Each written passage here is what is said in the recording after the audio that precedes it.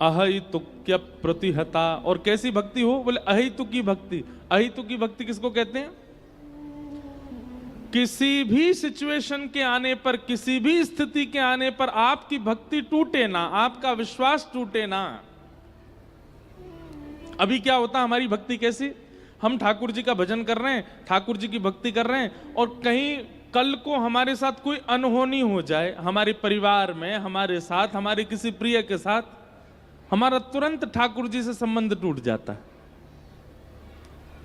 ठाकुर जी, हर जन्माष्टमी को आपका भोग लगाया, ऊना में जितनी कथा हुई हमने सारी सुनी, सब कुछ अच्छे से हमने किया, आपने हमारे परिवार के साथ ऐसा क्यों किया? यही अविश्वास है।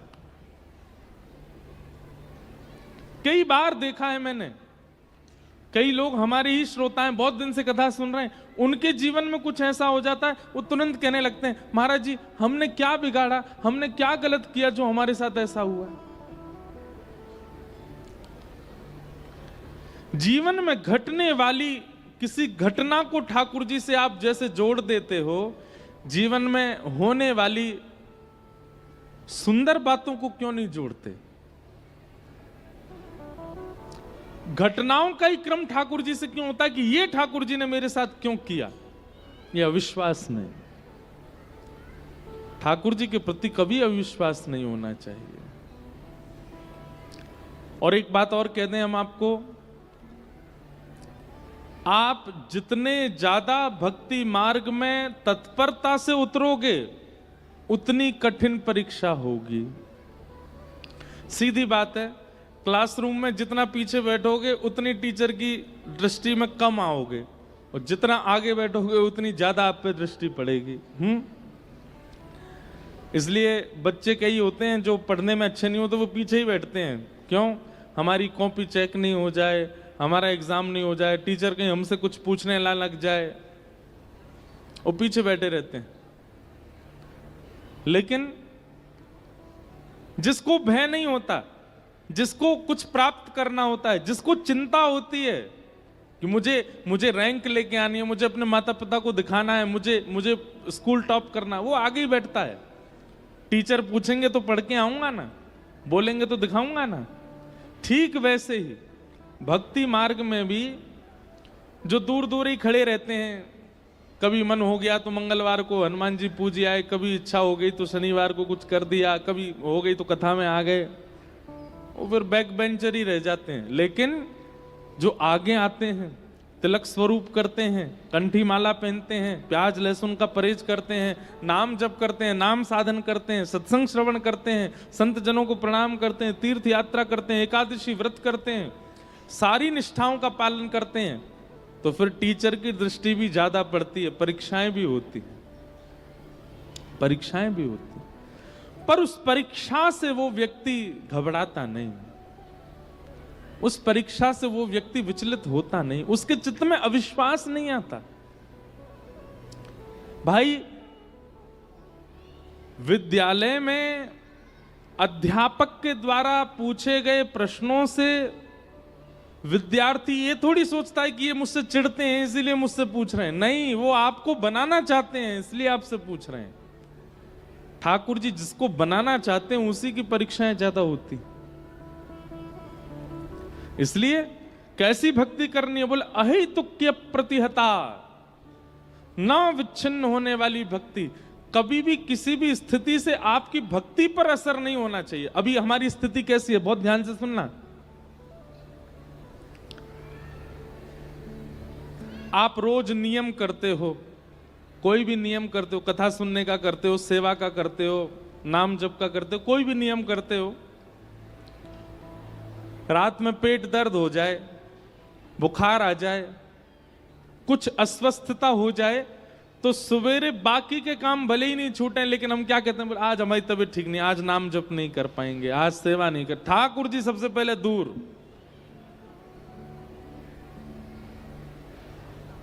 हमारे जीवन की एक अव्यवस्था से हम सबसे पहले ठाकुर जी को दूर करते। लेकिन हम जितने भी भक्तों के नाम सुनते हैं, चाहे वो नामदेव जी हो, चाहे वो नरसिंह मेहता हो, चाहे वो तुलसीदास हो, चाहे वो सूरदास हो, चाहे वो कुंभनदास हो, इन समस्त भक्तों ने अपनी जीवन में आने वाली घटना पे सब छोड़ा, पर भजन नहीं छोड़ा। कुम्मन दास जी का तो ऐसा चरित्र आता है कि श्री कुम्मन दास जी से किसी ने पूछा, आपके कितने बच्चे हैं? 7 बच्चे थे कुम्मन दास जी के। पर कुम्मन दास जी से कोई पूछता, आपके कितने बच्चे हैं? तो कुम्मन दास जी बोलते, 1.5 बच्चे हैं मेरे। कितने बच्चे? कितने? 1.5। कुम्मन दास जी से किसी ने कहा, 1.5 बच्चे? क्यों? बोले, एक तो मेरा पूरा बेटा है, पूरा बच्चा है। कौन? चतुर्भुज दास, क्योंकि वो पूरी तरह भक्त बन चुका है। और एक जो है वो आधा ही बालक है मेरा। बोले, आधा क्यों है? बोले, वो सत्संग नहीं करता, कथा में नहीं जाता, मंदिर नहीं जाता, पर गौ सेवा करता है, इसलिए आधा बच्चा है। और बाकी के बच्चे 5, बोले वो ना तो सत्संग करते ना गौ सेवा करते, इसलिए मैं उनको अपना बच्चा मानता ही नहीं हूं।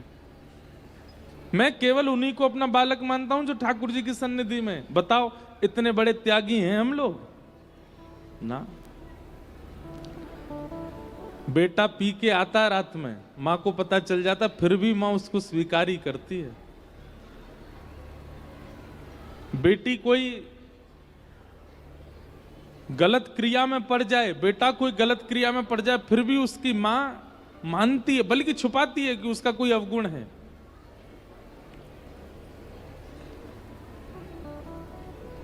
ये हमारा स्वरूप है, ऐसा हमारा स्वभाव है। हम उतने बड़े त्यागी नहीं बन सकते कि भगवत विमुख है, असंस्कारी यदि बालक बन जाए तब भी हम उसको हृदय से लगा के रहते हैं।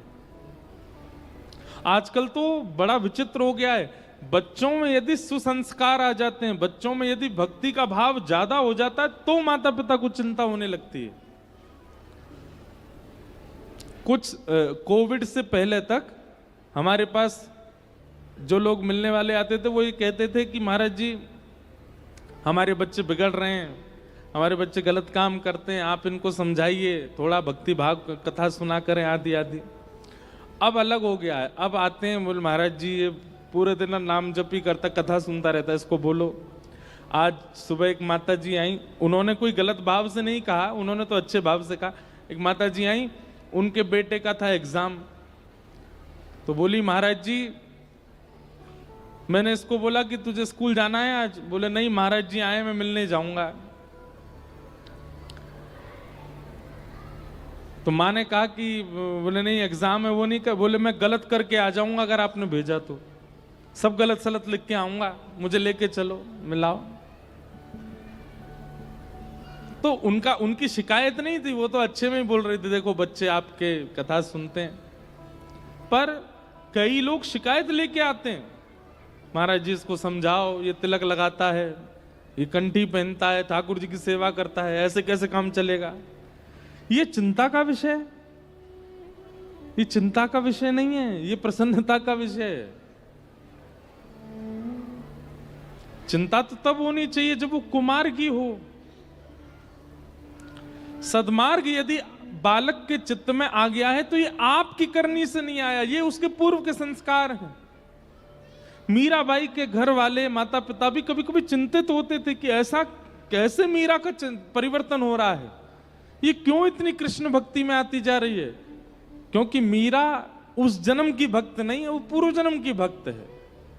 वो पहले एक माधवी नाम की गोपी थी, तब से उसके चित्त में भक्ति है। तो भक्ति कैसी होनी चाहिए? न विच्छिन्न होने वाली भक्ति। किसी भी स्थिति में, कैसी भी परिस्थिति में, चाहे जो हो जाए, आपके चित्त से विश्वास डगमगाना नहीं चाहिए ठाकुर जी के प्रति। इसको कहते हैं अहैतुक्य प्रतिहता, अहैतुकी भक्ति। अगर ठाकुर जी से प्रेम करना है, ठाकुर जी से संबंध बनाना है, तो ऐसा बनाइएगा, इस विश्वास के साथ कि चाहे जो हो जाए, मैं ठाकुर जी को छोड़ने वाला नहीं हूं, मेरा प्रेम तो है, बना ही रहेगा।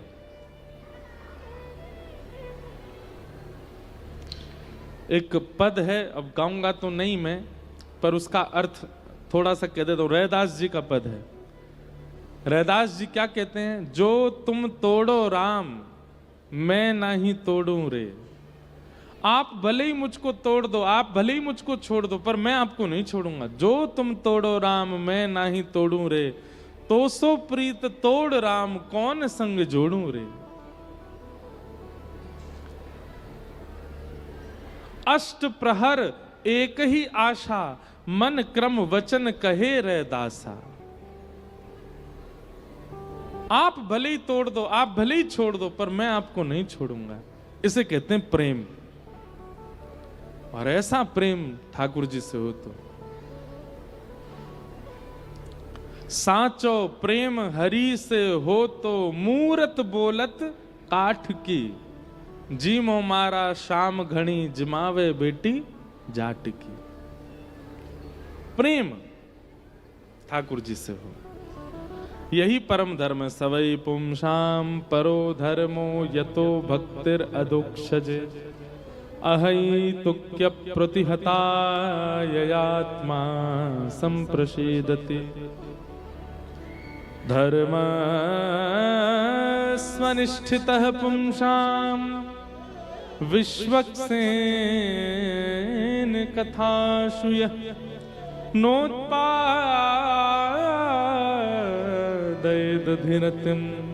श्रम एव हि केवलम। एक द्वारिका में, गुजरात में एक ईश्वरदास नाम के भक्त थे। क्या नाम था? ईश्वरदास। सुदामा जी जैसी कथा है ईश्वरदास की। तो ईश्वरदास जी, उनकी एक पत्नी, 2-4 बालक थे। ईश्वरदास जी बड़ी दीनहीन अवस्था में रहते थे। ज्यादा संपत्ति उनके पास थी नहीं।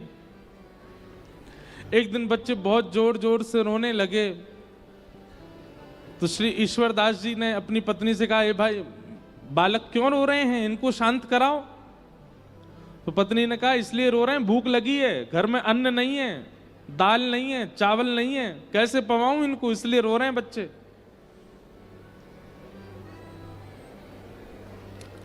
ईश्वरदास जी ने तुरंत अपने बालकों को गोद में लिटाया और कढ़ाई चढ़ा दी, उसमें जल डाल दिया और ऐसी कुछ सामग्री डाल करके बच्चों को बोले, देखो दाल पक रही है, खाने को मिलेगी, तब तक चलो हरि नाम सुनो।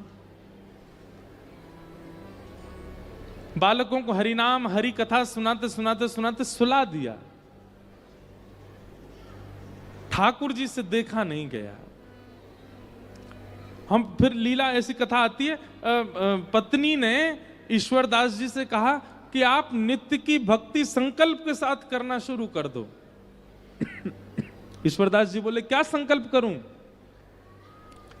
बोले, ठाकुर जी से प्रार्थना किया करो और ठाकुर जी से संकल्प कर दिया करो, हे ठाकुर जी आप हमको अन्न दीजिए, धन दीजिए, संपत्ति दीजिए,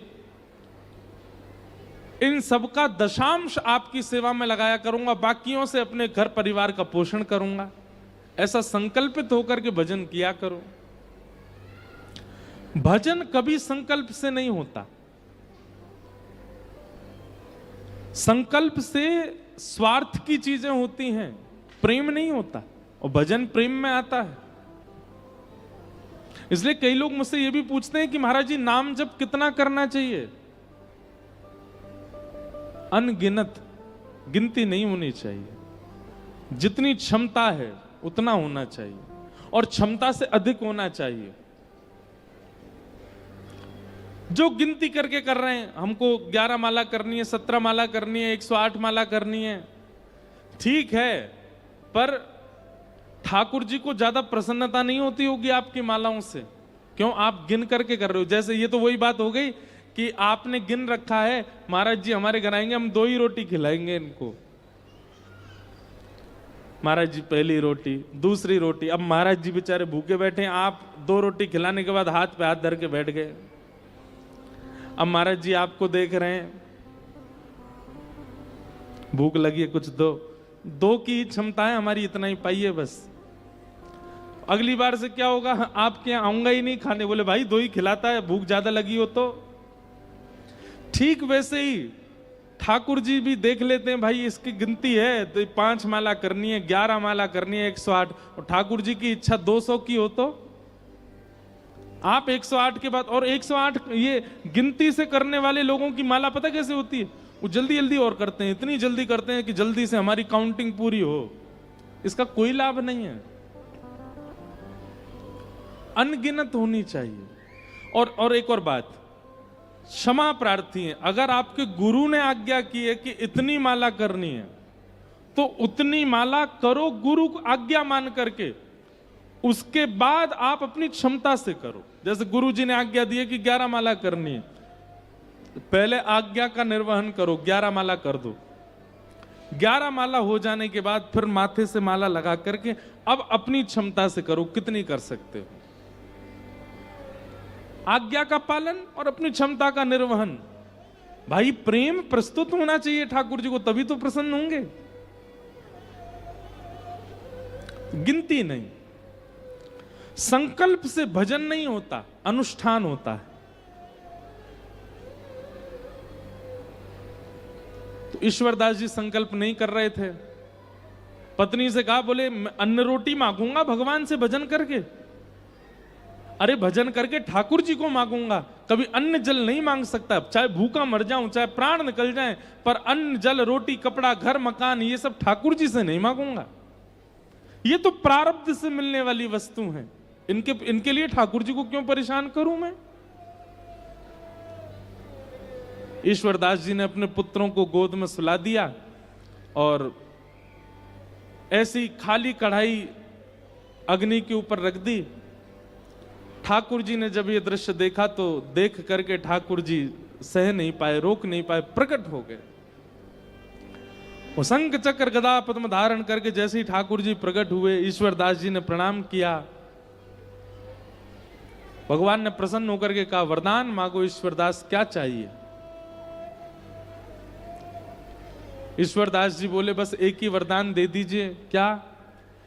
कि मेरी पत्नी के चित्त में, मेरे बच्चों के चित्त में और मेरे चित्त में आपसे मांगने के लिए जो भी इच्छाएं प्रकट हुई हैं वो सब खत्म हो जाएं। हम कुछ मांगे ही ना आपसे। मेरी पत्नी भी ना मांगे, मेरे बच्चे भी ना मांगे, मैं भी ना मांगू। हम चारों पांचों शून्य हो जाएं चित्त से। हम आपको देख लिए हैं, इसके बाद हम कुछ ना मांगे। ठाकुर जी इतने प्रसन्न हो गए ईश्वरदास से, ईश्वरदास को उठा करके स्वयं चूल्हा पे बैठे और चूल्हे पे बैठ के अपने हाथ से स्वयं ठाकुर जी ने खिचड़ी बनाई और खिचड़ी बना करके पत्नी बच्चे ईश्वरदास को पवाई अपने हाथ से बना करके। और जैसे ही खिचड़ी पा करके तृप्त हुए, तृप्त होते ही ठाकुर जी ने कहा, अब आपकी लीला पूर्ण हुई, अब आपका इस धराधाम पर रहने का कोई औचित्य नहीं, चलो हमारे साथ। पत्नी बच्चे ईश्वरदास, और ईश्वरदास जी की पतली सी घोड़ी थी, मरी गिरी सी बेचारी, वो भी नहीं खा पी पाती थी, उसको भी ठाकुर जी ने मुक्ति प्रदान कर दी। सबको लेकर के ठाकुर जी वैकुंठ प्रस्थान कर गए। इसे कहते हैं प्रेम। जहां इच्छा नहीं, इच्छा की गंध भी नहीं है, उसको कहते हैं प्रेम। हमारी बात बहुत सावधानी से सुनिएगा, चाहे मानव के प्रति हो चाहे ठाकुर जी के प्रति हो, प्रेम यदि इच्छाओं से भरा हुआ है वो प्रेम नहीं है। कहां तक कहें, दर्शन की भी इच्छा, यह भी एक स्वार्थ है, यह भी प्रेम नहीं है। कोई इच्छा नहीं होती।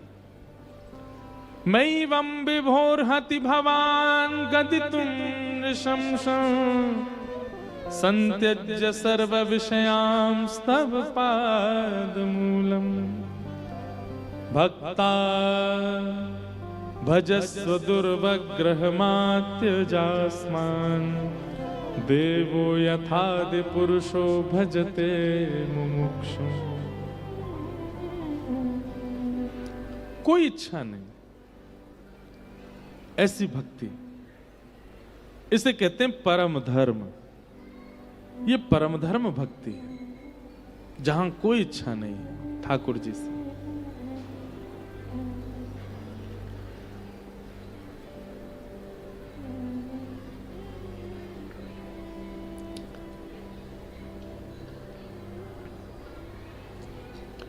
धर्मस्वनिष्ठिता पुंसाम् विश्वक्सेन कथासु नोत्पादये दधिरत श्रमेव हि केवलम्। जहाँ ले चलोगे वहीं मैं चलूँगा। जहाँ ले चलोगे, ये है प्रेम का स्वरूप। जहाँ ले चलोगे वहीं मैं चलूँगा। जहाँ ले चलोगे वहीं मैं चलूँगा। हो जहाँ नाथ रख दोगे,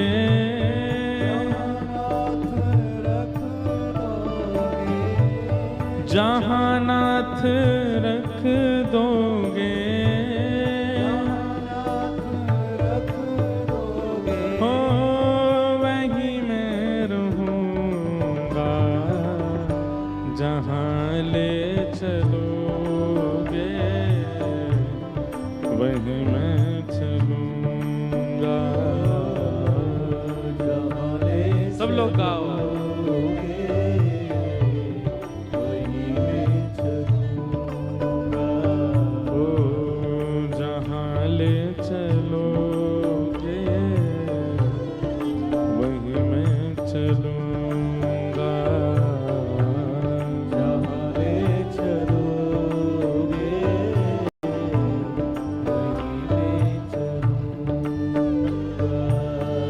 ये जीवन समर्पित चरण में तुम्हारे,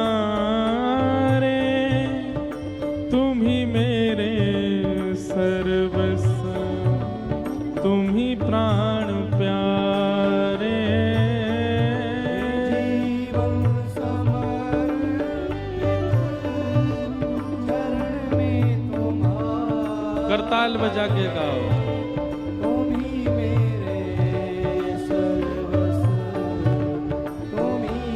बंधुओं, ये भजन है, ये कीर्तन है, पर यदि मूल रूप से देखे जाओ तो ये क्या है? ये अहेतुकी भक्ति का लक्षण है। इसे प्रेम लक्षणा भक्ति करते हैं। ऐसा जीवन हो जाए तो समझो आप प्रेमी भक्त हो। ये जीवन समर्पित चरण में तुम्हारे, तुम ही मेरे सर्वस्व, तुम ही प्राण प्यारे। जीवन समर्पित चरण में तुम्हारे, तुम ही मेरे सर्वस्व, तुम ही प्राण प्यारे। हो ये जीवन समर्पित चरण में तुम्हारे, तुम ही मेरे सर्वस्व, तुम ही प्राण प्यारे। जीवन समर्पित चरण में तुम्हारे, तुम ही मेरे सर्वस्व, तुम ही प्राण प्यारे। हो सुख दो या गम जो भी, सुख दो या गम जो भी, सुख दो या दुख जो भी, सुख दो या गम जो मैं प्रेम से सहूँगा। जहाँ ले चलोगे वहीं मैं चलूँगा। ले चलोगे वहीं मैं चलूँगा। ओ जहाँ ले चलोगे वहीं मैं चलूँगा।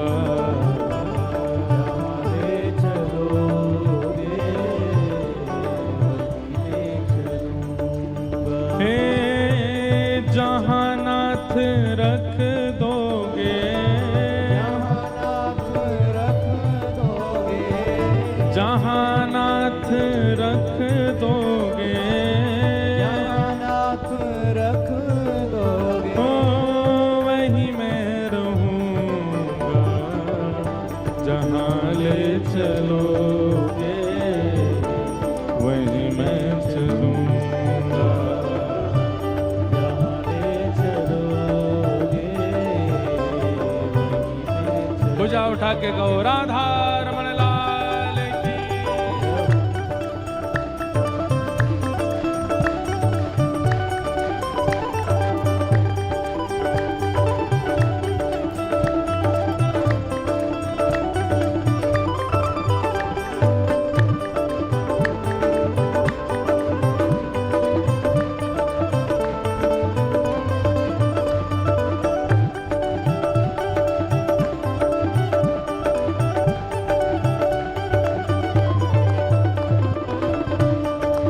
बोलो वृंदावन बिहारी लाल की।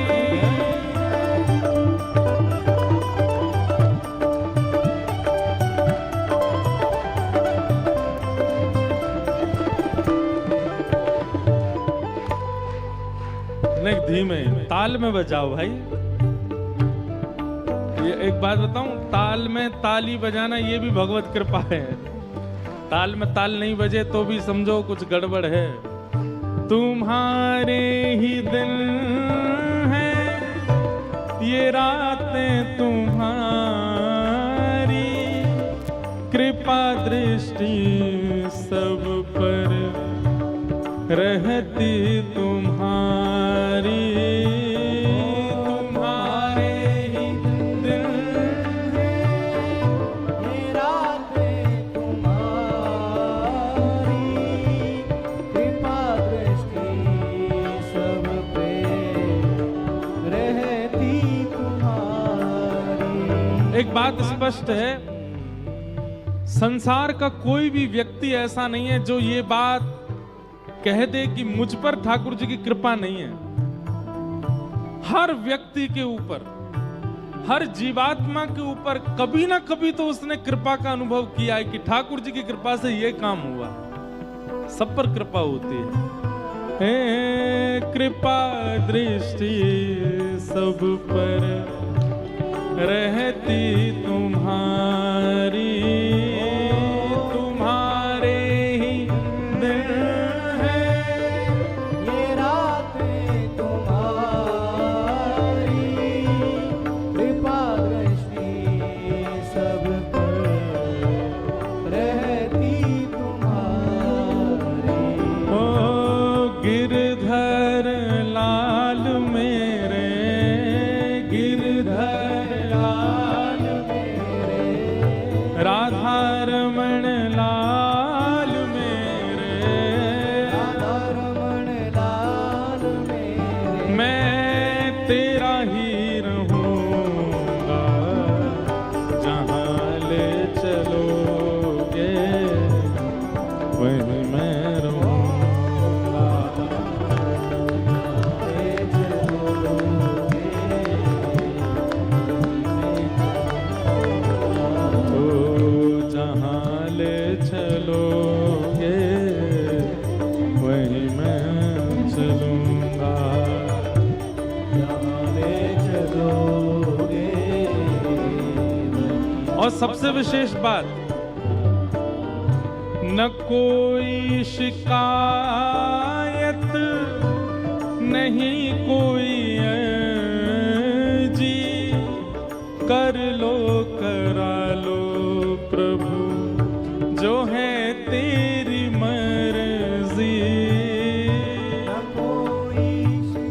कोई शिकायत नहीं, नहीं कोई अर्जी, कर लो करा लो जो है तेरी मर्जी। सुदामा जी के चरित्र में भी यही बात आई। सुशीला सुदामा जी की पत्नी रोज कहती ठाकुर जी से प्रार्थना करो कि हमारे जीवन में संपत्ति आ जाए, हमारे जीवन में अन्न सामग्री आ जाए। सुदामा जी बोले कभी इस चीज के लिए प्रार्थना नहीं करूंगा। उनकी पत्नी कहती तो शिकायत ही किया करो कि जो दरिद्रता जीवन में आई है वो चली जाए। बोले शिकायत भी नहीं करूंगा, जो आ रहा है और जो जा रहा है ये सब हमारा प्रारब्ध है, इसके लिए ठाकुर जी को परेशान नहीं कर सकता मैं। हमारी आपकी तरह भक्ति नहीं है, हम तो 2 मिनट में हाजिरी लगा देते ठाकुर जी पे। न कोई शिकायत नहीं कोई जी, कर लो करा लो प्रभु जो है तेरी मर्जी। न कोई शिकायत नहीं कोई अर्जी, कर लो करा लो जो है तेरी मर्जी। ओ मुझे जो भी कहना है, मुझे जो भी कहना है, मुझे जो भी कहना है, जो भी कहना है, मैं तुमसे कहूँगा जहाँ ले चलोगे वहीं मैं चलूँगा। जहाँ ले चलोगे वहीं मैं चलूँगा। ओ जहाँ ले चलोगे वहीं मैं चलूँगा। जहाँ ले चलोगे वहीं मैं चलूँगा।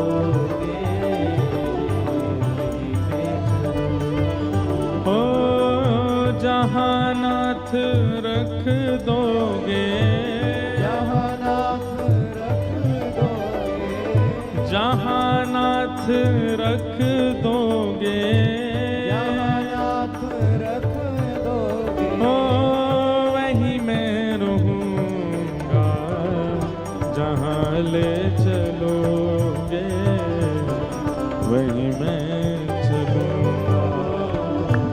जहाँ ले चलोगे वहीं मैं चलूँगा। जहाँ ले चलोगे वहीं मैं चलूँगा। जहाँ ले चलोगे वहीं मैं चलूँगा। ओ वहीं मैं चलूँगा। वहीं मैं चलूँगा। ओ वहीं मैं चलूँगा।